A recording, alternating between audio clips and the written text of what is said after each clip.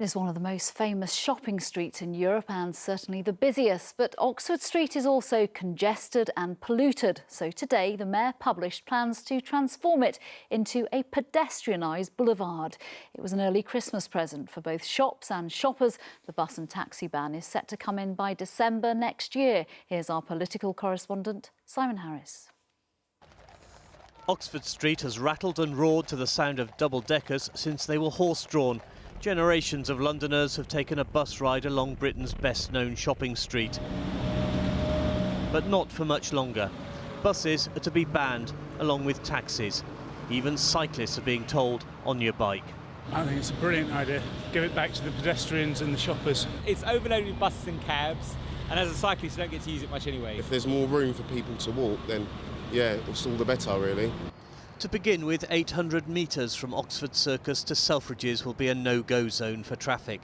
But it's not total pedestrianisation. Some roads crossing Oxford Street will stay open. What we don't want to do is to clog up the arteries, and so we're going to have from east to west pedestrianisation, but places for north and south to cross. Not the main arteries of Oxford Street, they will be completely pedestrianised, but there will be places for vehicles to go from north to south. Pedestrian schemes have been floated before, but the buses were always the excuse. The nose-to-tail jams were notorious. And for years, Transport for London said a bus-free Oxford Street wasn't practical. But recently, two new factors have moved up the agenda: pollution and terrorism. Cleaning up Oxford Street's air and keeping shoppers safe from truck attack are now the priority. With its busy, wide pavements, Oxford Street is a vulnerable target. Taking out the traffic should make it more secure, but that means bollards. They're going to be designed in such a way that they don't look like what they are and actually be part of the streetscape. And that's what it's all about, making this area look beautiful, but also making it safe and pollution-free. The plan to create a pedestrian zone won't please everyone. Traders broadly support it, but would like to see delivery vans allowed in at night. Well, I think we need to make sure our businesses can trade and those deliveries can have access perhaps in the evening as well. And we don't want to push the problem of traffic into the neighbourhoods, into the side streets around Oxford Street. Oxford Street to Selfridges is stage one. The Mayor would like to expand the pedestrian zone all the way to Tottenham Court Road.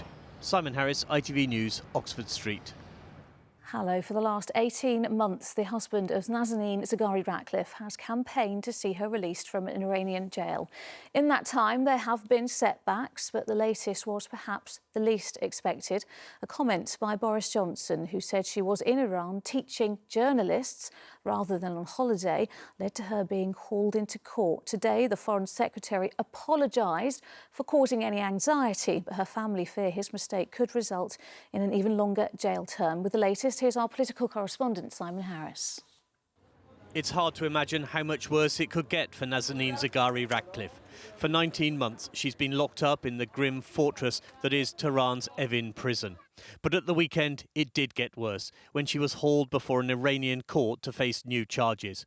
And according to her supporters, all because of Boris Johnson and an unguarded comment to a parliamentary committee.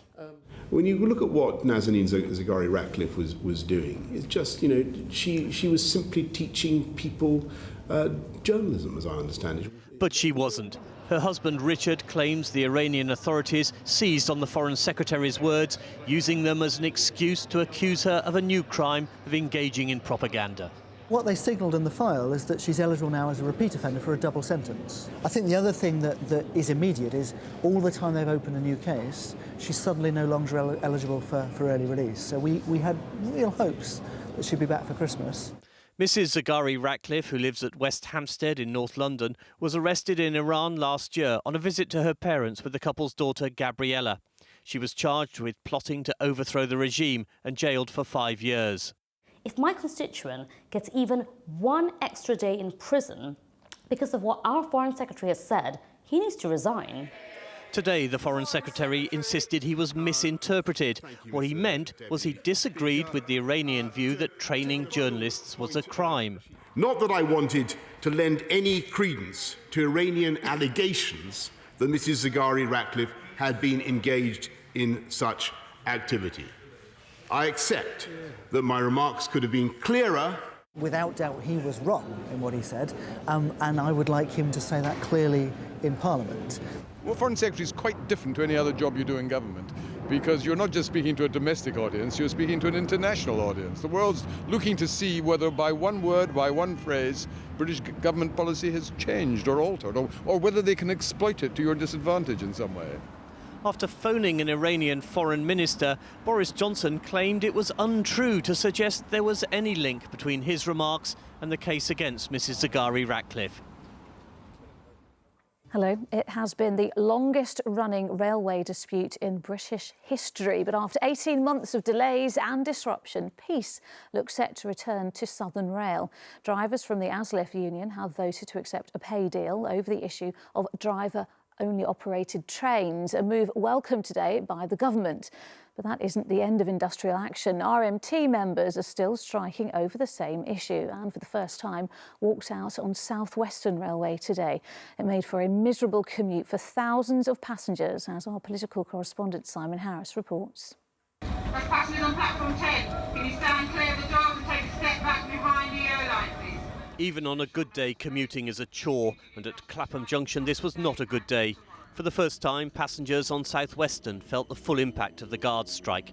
The company scrapped a third of its trains.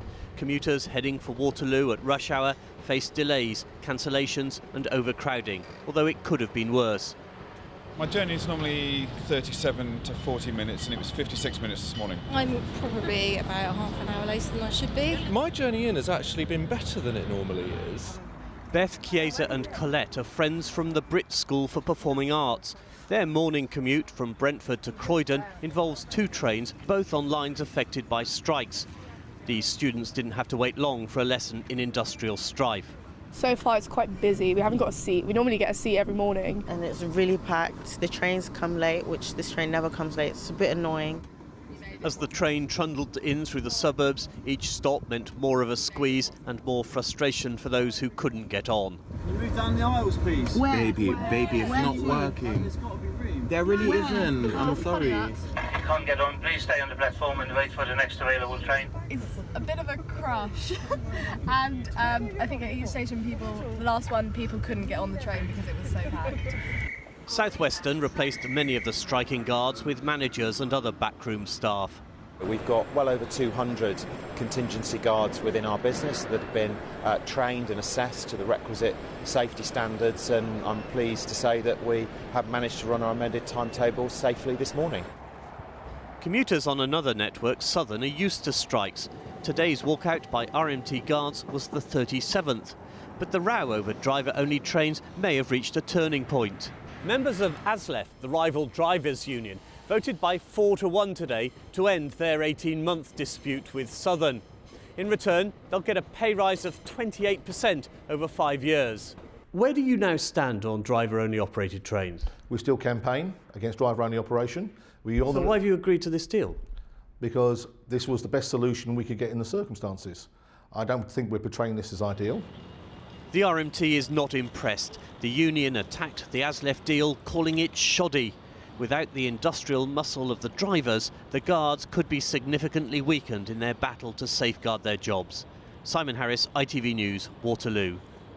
Good evening, I'm Geraint Vincent. At 7 minutes past 6 on the morning of the 9th of November last year, tragedy struck on a tram in Croydon. It was taking dozens of people to work, but it was going too fast and came off the tracks on a bend. 7 people lost their lives. More than 50 were injured. The driver is still under investigation, but today, exactly a year on, the families of those who died joined survivors and the emergency service crews who tried to help to remember the catastrophic consequences of that morning, as Simon Harris reports. Everyone was working so hard together to do the best that we could for the people on the tram.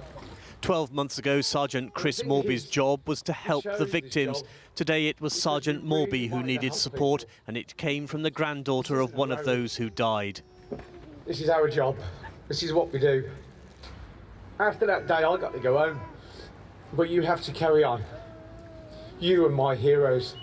The civic ceremony on the first anniversary of the crash was held in front of a parade of shops in New Addington, the estate where the tram began its fateful journey. Marilyn Logan was widowed that morning when she lost her husband Philip. Reliving the pain of a year ago wasn't easy, but the relatives of the dead and the survivors were determined to be here. Some wanted to speak, like Paula Phillips. Our lives have all been changed because of losing Don so brutally and in such a tragic way. We are all still so desperately sad that he is no longer with us, to live his life as he would have wished to do. Paula's brother, Don Collett, was one of 7 commuters who lost their lives. 6 men and 1 woman. The oldest was 63, the youngest 19. The early morning tram toppled over and slid along on its side after derailing just before Sandilands station.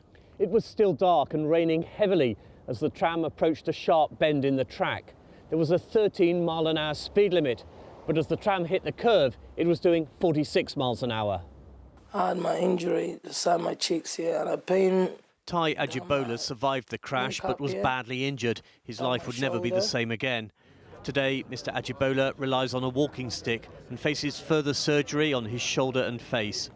I knew the amount of the speed the tram was going that morning, you know he's gonna crash.